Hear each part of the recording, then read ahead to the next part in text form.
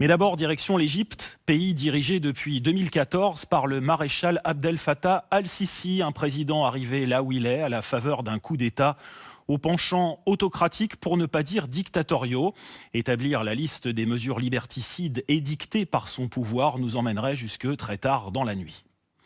Le Raïs et son entourage espèrent-ils ainsi couper l'herbe sous les pieds des frères musulmans qui s'érigent en modèle de vertu et de probité ?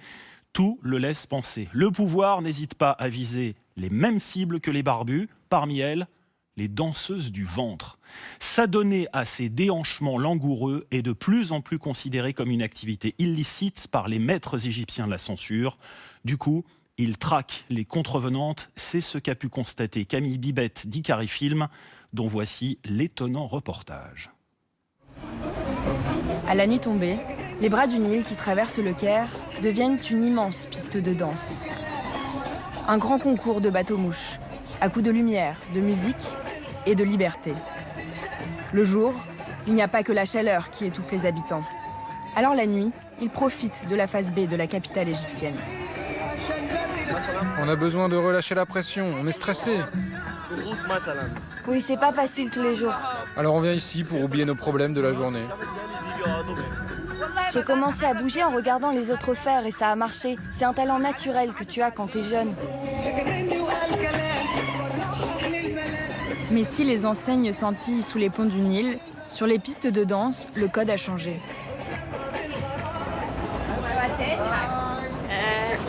Bonsoir, comment ça va? Et vous, ça va? Tout va bien, tu es contente? Oui, ça va, merci. Zara est danseuse orientale.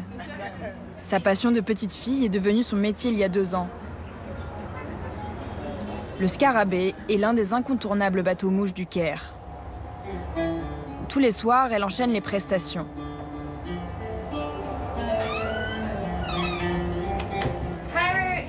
Le Caire est le meilleur endroit pour être une danseuse du ventre. J'en ai toujours rêvé sans penser que j'y arriverai un jour. Car l'Égypte est le berceau de la danse du ventre. C'est là où il y a les meilleurs musiciens et là où on trouve la danse orientale la plus authentique. Je danse ici car le public égyptien est vraiment là pour voir de la danse du ventre. Ça y est, j'arrive.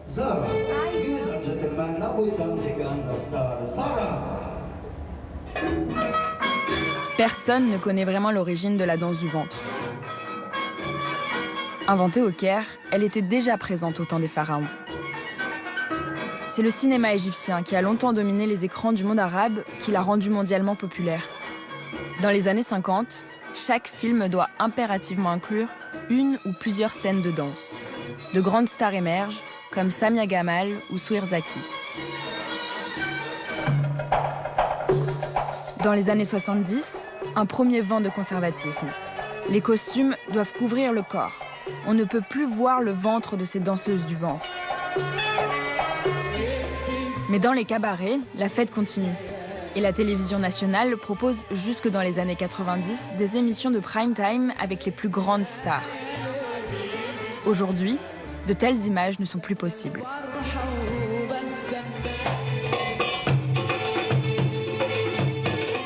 La danse s'est repliée dans les lieux privés. Les danseuses doivent demander un permis à l'administration de la censure. Elles ne peuvent se produire que sur des scènes et à des horaires rigoureusement déclarés. Zara sait qu'elle n'a pas le droit à l'erreur. Chaque geste peut lui valoir un procès.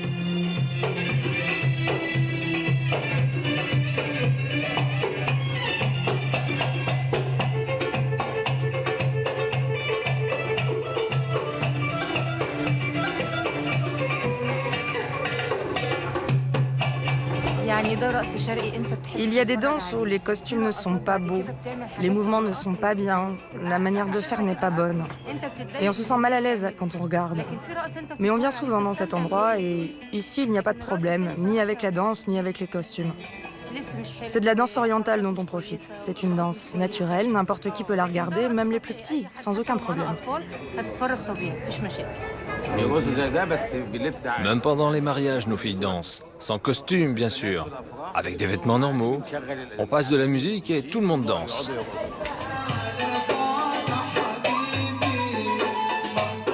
Zahra n'est pas une star de la télévision, mais elle voit à chaque performance les téléphones portables qui la filment. Ces vidéos, postées sur Internet, sont un outil de surveillance qui peut être utilisé par les censeurs.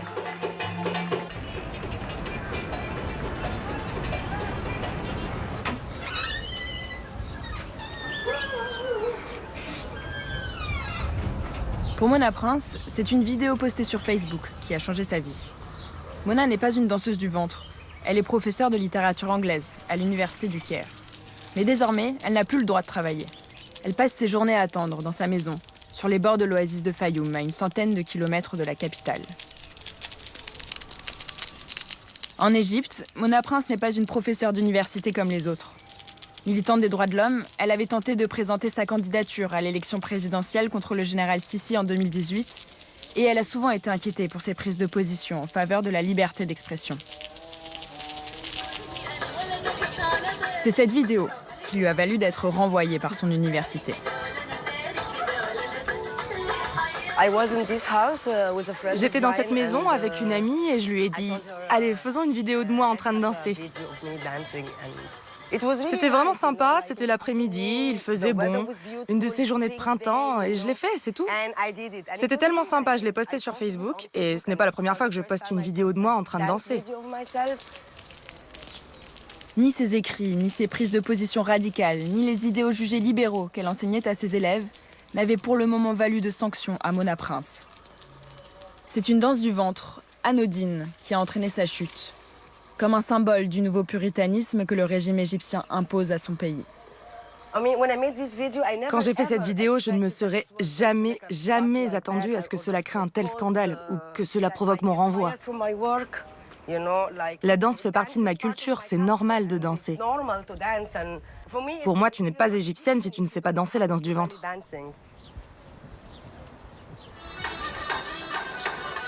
L'intellectuelle n'accepte pas la sanction. Elle a décidé de porter l'affaire devant les tribunaux. Car si la défense de la danse du ventre peut sembler anecdotique, elle est devenue une liberté essentielle pour celle qui ne veut pas que l'Égypte s'enfonce dans une forme d'obscurantisme religieux. Ils ont peur car ils ne veulent pas que les gens soient libres. Ils veulent les contrôler. Alors si tu commences à être toi-même, à t'exprimer librement, en ayant le contrôle de ton propre corps, qui est mon corps, ils commencent à sentir qu'ils perdent le contrôle. Le régime n'aime pas ça. Et l'université, en faisant partie du système, n'aime pas ça non plus. Personne ne peut m'arrêter de danser. Ils m'ont renvoyé car je dansais. Est-ce que ça m'a arrêté? Non. Et je continuerai, quoi qu'il arrive. Et je pense que je gagnerai ce procès, espérons-le. Car c'est ridicule d'avoir un tel procès contre une professeure parce qu'elle danse chez elle. C'est du jamais vu. Danser pour rester libre pour pouvoir danser. Des mots impensables pour les gardiens du régime. L'un des censeurs les plus célèbres, le voici.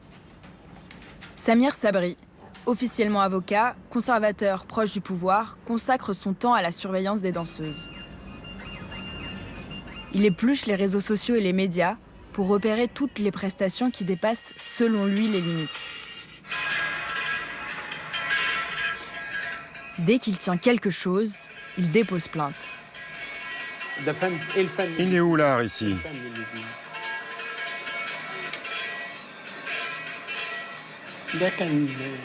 Voilà une vidéo de la danseuse Ghazal.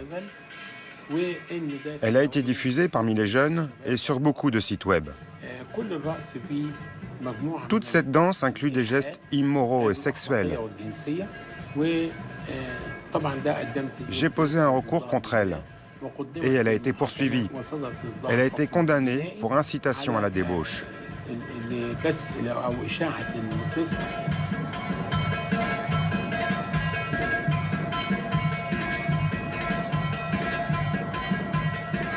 Le code pénal égyptien punit ceux qui commettent des actes incitant à la débauche. Il punit tous ces actes odieux, tous les actes et les gestes sexuels sont interdits par la loi.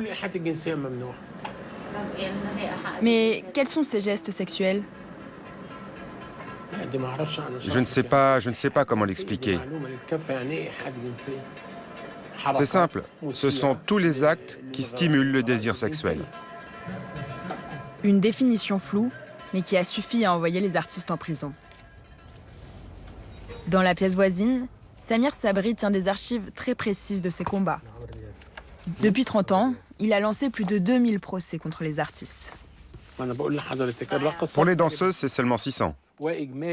En tout, 1900 poursuites se sont soldées par des condamnations. Certaines ont même permis d'annuler les émissions et de fermer les chaînes de télé. Il y a encore beaucoup de procès en cours. Avec son manager, Zara enchaîne les contrats. Direction le Fairmont, une boîte de nuit huppée du Caire. Jusqu'à présent, elle n'a pas eu de problème avec la justice. Elle manie ses comptes Facebook et Instagram avec la plus grande attention. Et elle s'assure d'avoir toujours son dossier en règle avec elle, en cas de contrôle. En tant que danseuse, je suis toujours menacée si je n'ai pas ma licence, par exemple. Je suis à peu près confiante car j'ai tous mes papiers en règle. Partout où je travaille, j'ai mes documents en règle, j'ai montré que j'ai payé mes taxes, j'ai tout montré, tout en règle. Toutes les nuits au Caire, la police des mœurs écume les restaurants, cabarets et clubs pour surveiller les danseuses. Leurs costumes, leur manière de danser.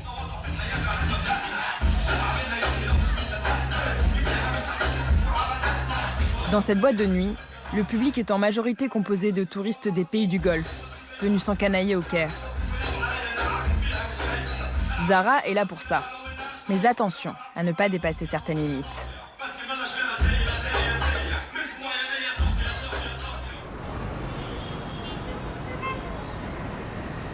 Dans les rues du Caire, l'arbitraire est devenu la règle. 60 000 arrestations par le régime du général Sissi, selon Amnesty International. Des danseuses orientales sont jetées en prison si elles sont jugées indécentes. En reprenant ce thème moraliste, le dictateur espère couper l'herbe sous le pied des islamistes.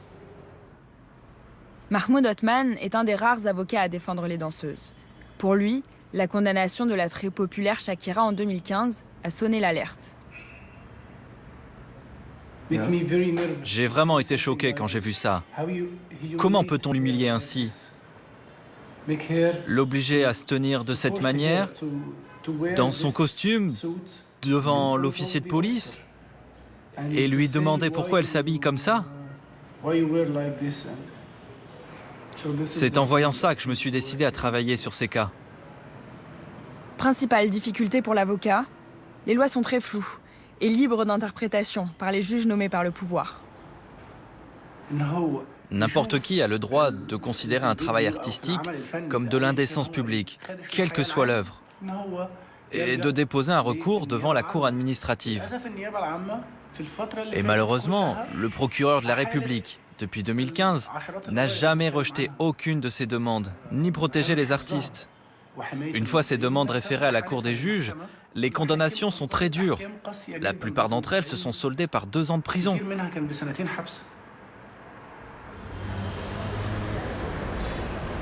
En 2014, près de 80 artistes ont été condamnés sur la base d'indécence publique. Mais ce chiffre est en diminution constante, seulement une dizaine cette année. Pour Mahmoud Othman, c'est le signe que la peur commence à gagner la scène artistique. Les artistes s'autocensurent. Dans le centre-ville du Caire, les artistes de rue et les graffitis ont disparu, à quelques exceptions près. Les cafés de rue, au lieu de rassemblement des intellectuels, ne sont plus jugés sûrs, de peur des oreilles qui y traînent.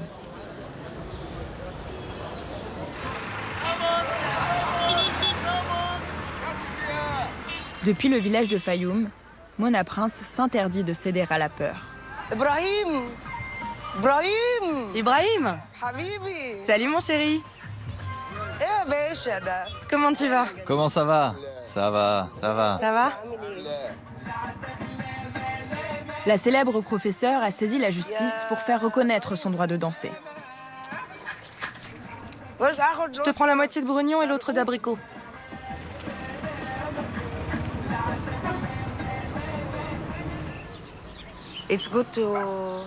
Ça me fait du bien d'être là, la veille du procès, pour me préparer émotionnellement, me stabiliser psychologiquement.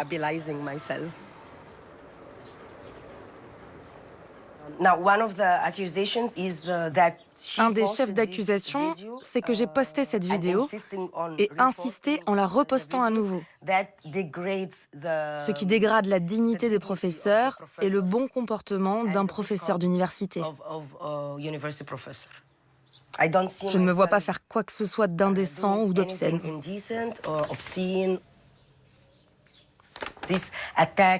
Ces attaques ont été faites intentionnellement.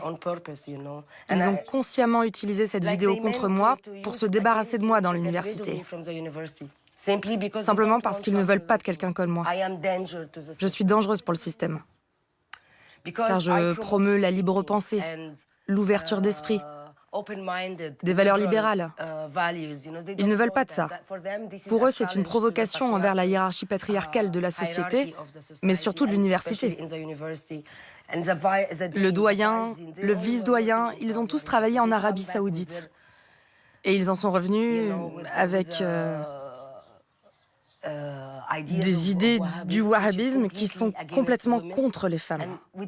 Et cela va à l'encontre des femmes égyptiennes. Dans mon histoire, dans ma culture, dans ma civilisation, les femmes étaient des déesses, elles étaient des reines.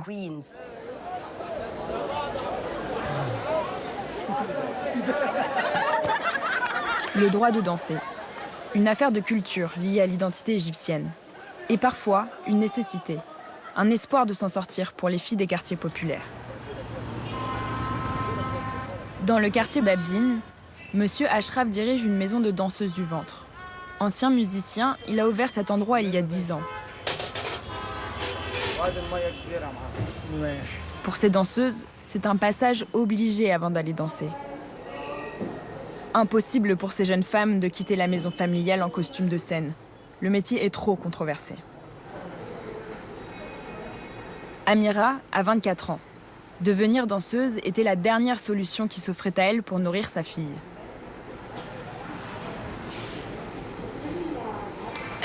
C'est une amie qui m'a proposé de venir travailler ici et de devenir danseuse. Quand elle m'en a parlé, je n'étais pas trop pour. Et quand j'ai dû danser pour la première fois, j'étais vraiment mal à l'aise. Puis finalement, ça m'a plu. C'était mon rêve de danser quand j'étais petite. Je regardais les stars dans les films, dans les séries, et je rêvais de devenir comme elles. J'aime la danse. Mes parents ne sont pas au courant de ce que je fais. Seulement mon frère et ma sœur savent, personne d'autre. Ma fille a 6 ans, mais quand elle va grandir, j'arrêterai ce métier. Je ne peux pas travailler comme ça sous ses yeux. En Égypte, c'est honteux d'être danseuse. Ta fille n'est pas au courant ? Non, pour le moment, elle est encore trop jeune. Elle ne sait pas quel est le travail de sa mère. Je la laisse le soir chez la nounou et la récupère le matin. Maintenant, tu passes à la coiffure et après, tu iras t'habiller. Allez.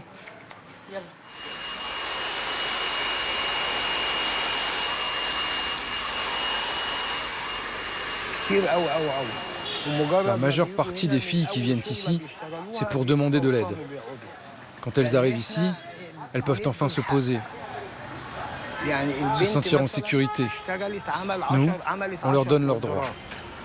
Si une fille fait 10 commandes, on prend la moitié et elle prend le reste. Monsieur Ashraf a pignon sur rue. Et il est très fier des danseuses qui l'aident et qui l'hébergent pour certaines d'entre elles. Mais la précarité de ces filles pourrait en faire des proies faciles. Elles sont souvent assimilées à la prostitution par le reste des Égyptiens. Certaines personnes disent que les danseuses sont des prostituées. Mais moi, ça m'est égal. J'ai toujours un travail reconnu par l'État. Il y a des papiers, un syndicat, le bureau de la censure. Les danseuses passent un examen. Si c'était une si mauvaise chose, pourquoi l'État accepterait cela? Pourquoi leur ferait-il des papiers et leur donnerait une permission? Il y a toutes ces stars, Souir Zaki, Nagua Foued, Dina Talat. Elles ont toutes été reconnues par l'État. Safinaz aussi. Il y a beaucoup de stars. Si c'était si mal, pourquoi l'État les reconnaîtrait-il?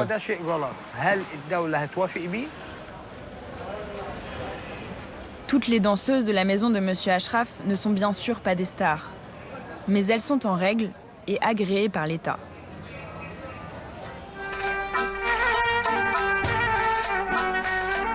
La plus grande star actuelle, la voici. Elle s'appelle Dina Talat. Mais sa popularité n'a pas suffi à la protéger. Son émission, The Dancer, une adaptation de The Voice, a été interdite, jugée indécente par la justice. Mais désormais, le régime peut se passer des tribunaux.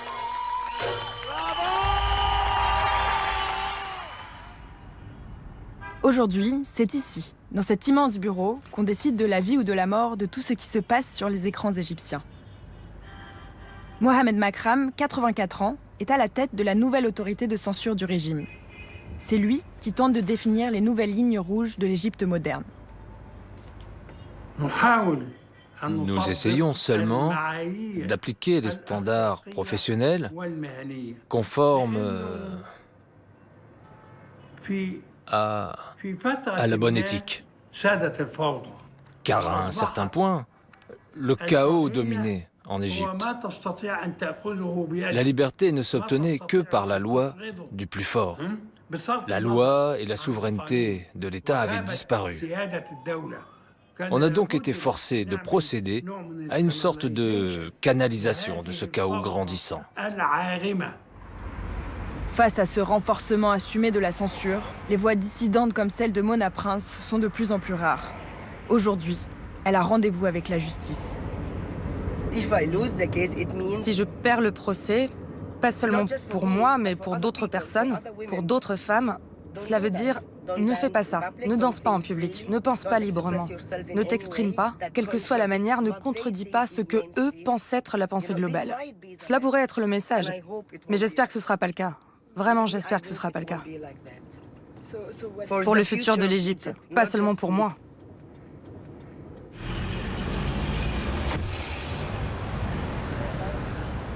Devant le Conseil d'État, la professeure demande sa réintégration dans son université. Numéro 83, Mona Prince Ahmad. L'avocat de l'université plaide l'indécence. Elle a fait des choses considérées comme immorales pour un membre du corps enseignant. Elle est supposée, votre honneur, respecter les traditions de l'université. Avez-vous quelque chose à ajouter? Oui, votre honneur. Je suis professeur d'université depuis 25 ans. Je l'ai toujours fait avec la plus grande honnêteté. Je n'ai jamais forcé les étudiants à acheter mes livres. Je n'ai jamais copié les cours d'un autre. Je n'ai jamais vendu d'informations pendant les examens. Et je n'ai jamais profité de la faiblesse de mes étudiants. L'audience est expéditive. Elle ne dure que quelques minutes. Dès la fin de l'audience, les juges annoncent qu'ils suspendent leur décision. L'affaire pourrait devenir embarrassante pour le pouvoir. Mona Prince va devoir encore attendre avant de retrouver un travail. Elle sait que son cas est devenu un symbole. Un symbole de l'hypocrisie du régime qui poursuit les intellectuels, mais qui détourne le regard quand ça l'arrange.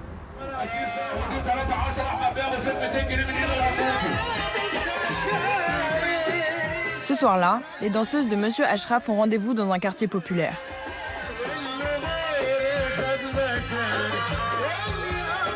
Le genre de contrat qu'elles sont obligées d'accepter.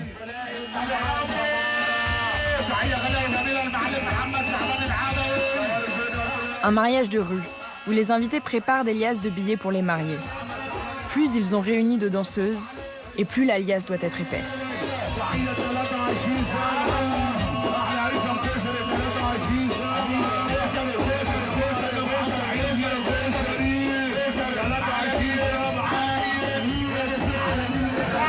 Avant, la danse se faisait avec respect dans les mariages, elle avait une vraie valeur.